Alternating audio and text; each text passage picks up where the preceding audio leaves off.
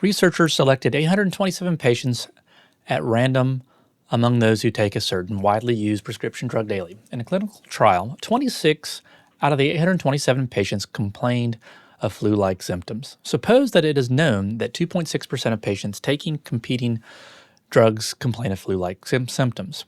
Is there sufficient evidence to conclude that more than 2.6% of this drug's users experience flu-like symptoms as a side effect at the 0.1 level of significance?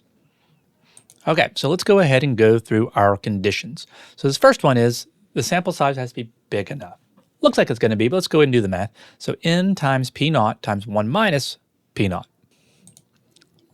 Okay, so what is p naught? So this is the, now I'll be honest, for me, it's easier to go ahead and state what HO and HA are going to be. So let's go ahead and do that before they even ask it, because I know they're getting ready to ask that. So HO is going to be what? That P equals, remember the null is always the equality, equals some known population proportion. We just have one proportion here. So the known we're comparing this to is 2.6% or 0.026. And so that's what P sub naught is. So that corresponds to that H sub naught, H sub 0. And so we're going to have, and then what would HA be? Let's go ahead and do that. So HA, is there evidence to conclude that more than, so HA is going to be that P is greater than 0.026. So we can go ahead and do this, 827 times P naught, which is the 0.026 times 1 minus that. So parentheses, 1 minus 0.026. Then press enter. We've got to be bigger than 10, and it's 20. It says around to 1 decimal place, so 20.9 in this case. I generally don't ask you to put the exact value just to verify that it is indeed greater than 10. Okay, so the sample size is, now it has to be less than 5%. So this first one is the sample size has to be big enough. And the second one, it can't be too big. Almost never a problem in these textbooky type problems. Our sample, the population we are trying to infer to is usually very huge relative to our sample. And these were selected at random. They almost always will be, or we can usually assume to be, unless it's clear that there is a flaw in their sampling system. So all these conditions are satisfied. Okay, and we've already done this. So this is the parameter we're looking at in here. We're only going to look at two in this class, P, the proportion, and the mean. So here is the proportion. With HO, it's easy. It's always equals. The null hypothesis is the dull hypothesis. No change. 0.026.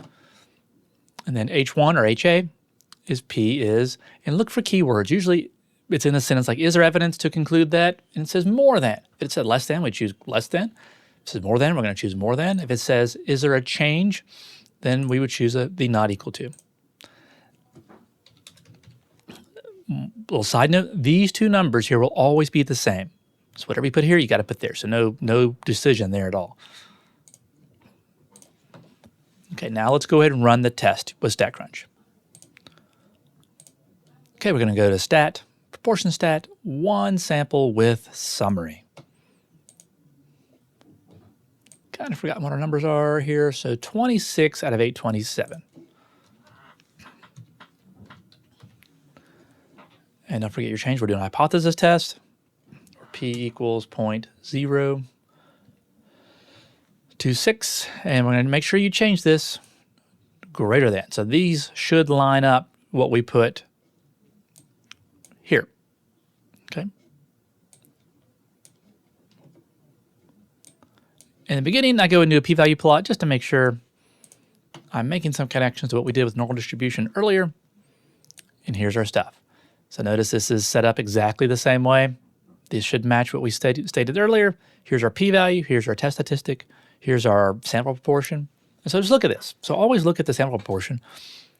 Our sample got 3.1% versus, which is more. It is more than 2.6%, but we know that samples can vary from sample to sample, right? We're going to have sampling variability. So the question is, how likely am I to get a sample this extreme, this far above 0.26, if really the true proportion really is 0.26 from this particular medication. Well, it's not that unlikely, right? It's about 16%.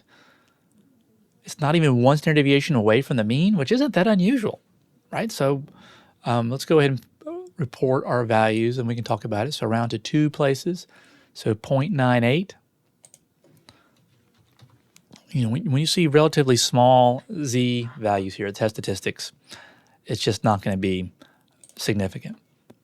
Report the p-value. Here's our p-value, round to 3 places, so 0.163.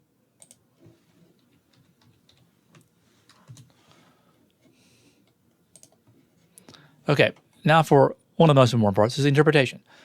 So our p-value is greater than alpha. What is alpha? It's at 0.1. Alpha will never be greater than 0.1 pretty much. So 0.1 is like the largest value we're able to accept, 10%. So our p-value is definitely greater than alpha. So we're not going to reject the null hypothesis. There's not enough evidence.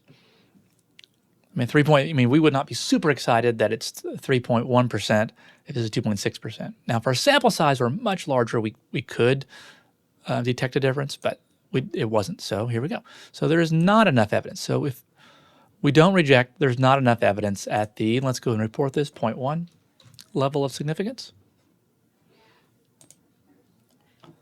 To conclude that it is, and then I'm just going to kind of restating what HA is, that more than 2.6% of the users who take the prescription drug complain of flu-like symptoms. All right, so I hope that helps.